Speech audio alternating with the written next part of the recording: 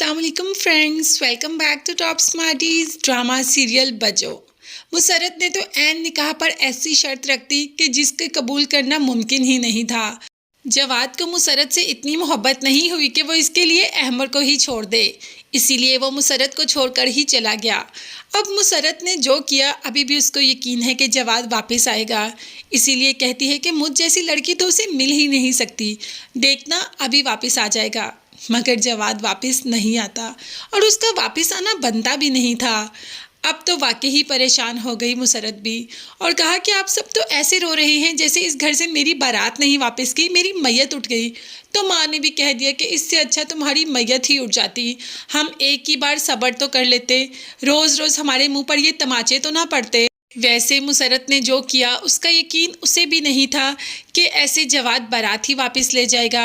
उसे तो लगा कि थोड़ा सा एटीट्यूड दिखाऊंगी, मगर उसे क्या पता था कि उसके इस फैसले की वजह से उसकी ज़िंदगी ही बर्बाद हो जाएगी। अब वहाँ पर जवाद की फैमिली तो घर आ जाती है और मुसरत की फैमिली भी अपने घर चली जाती है, मगर आते ही जवाद की माँ फवाद को अच्छी तरीके से समझा देती है कि तुम ये जो बुशरा पर लट्टू हो रहे हो ना, बुशरा से थोड़ा दूर रहो, क्योंकि ये फैमिली वैसी ही है। तुमने देख लिया ना इस फैमिली की घटिया हरकत, तो सब लड़कियां इस फैमिली की एक जैसी हैं। अब मैं नहीं चाहती कि तुम बुशरा से कोई भी राब्ता रखो।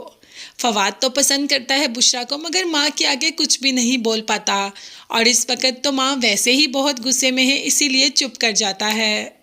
मुसरत की बारात क्या वापस गई, मोहल्ले वालों को तो मौका मिल गया बातें करने का। सब यही बातें कर रहे हैं कि अगर मुसरत को ऐसा ही करना था, उसके बच्चे के साथ रहना ही नहीं था, तो पहले ही इनकार कर देते। सुहेल का इतना खर्चा करवाकर इनकार करने की क्या ज़रूरत थी।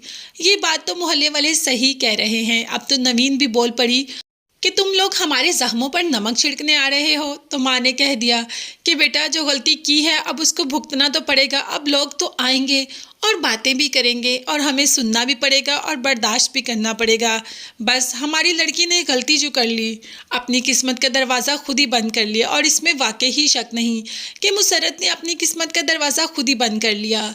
अब खुद ही पछता रही है और फ़ोन भी कर देती है जवाद को और कहती है कि देख लें, मुझ जैसी लड़की आपको कहीं मिलेगी नहीं।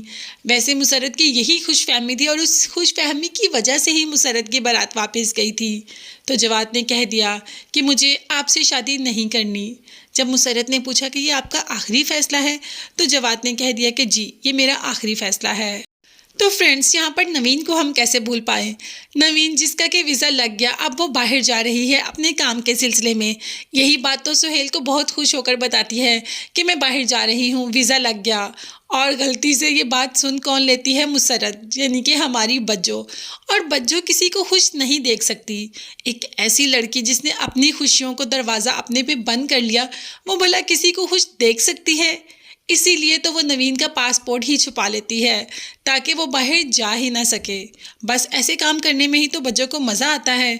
दूसरों की ज़िंदगी में रुकावट क्रिएट करते करते अपनी को भी पचीदा बनागी बज्जो ने तो ये सोचा ही नहीं था। अब घर वालों के तानों से बचती बचाती क्या करे, तो बस एक नया नाटक शुरू कर देती है खुदकुशी का। करनी वरनी इसने नहीं है, बस एक नाटक कर रही है कि घर वालों की ज़ुबानें या मुंह किसी न किसी तरीके बंद कर पाएँ और सारे घर वाले फिर बज्जो बज्जो करके उसके पीछे होते हैं। और बज्जो का एटीट्यूड, बस उसे यही लगता है कि जैसे मैं करूँगी लोग मेरे पीछे होंगे और लोग मेरी ही बातों पर यकीन करेंगे, मैं ही सबसे अच्छी हूँ और मैं ही सबसे बड़ी हूँ। बस यही वहम है जिसकी वजह से आज उसकी ज़िंदगी ख़राब हुई और उसी की वजह से उसने दूसरों की भी कर दी। आपकी राय इस बारे में क्या है, कमेंट्स में ज़रूर बताइएगा। चैनल को लाजमी सब्सक्राइब कीजिएगा और बेल आइकॉन भी प्रेस करें ताकि हर नई आने वाली वीडियो आप तक बआसानी पहुंच सके। मुझे और मेरी फैमिली को अपनी दुआ में याद रखिएगा। नेक्स्ट वीडियोज़ तक के लिए अल्लाह हाफिज़, bye bye and take care.